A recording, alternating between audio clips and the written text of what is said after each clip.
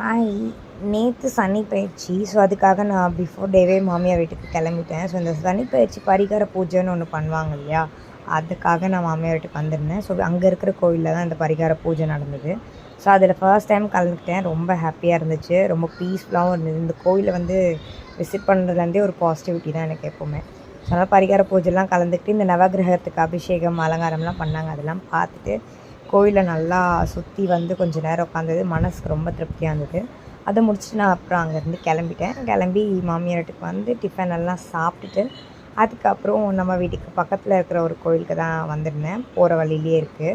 So அந்த கோவிலுக்கு போய் சாமியெல்லாம் கும்பிட்டுட்டு அதுக்கப்புறம் வீட்டுக்கு வந்தாச்சு. வீட்டுக்கு வந்து மாடிக்கு செடிக்கு தண்ணி ஊற்றணுமேன்றதுக்காக வேக வேகமாக மாடிக்கு போனால் செம்ம ஷாக்கு. அழகாக தக்காளி பழுத்துருந்துச்சு. இதான் நம்ம தக்காளி ஃபஸ்ட் ஹார்வெஸ்டிங் சொல்லலாம். பார்க்கவே ரொம்ப பிடிச்சிருந்தது எனக்கு. ஸோ அதை பறிச்சுட்டு அப்படியே வீட்டுக்கு வந்தாச்சு. அவ்வளோதான். நெக்ஸ்ட் vlogல பார்க்கலாம். சப்ஸ்கிரைப் பண்ணி வச்சுக்கோங்க. பாய்.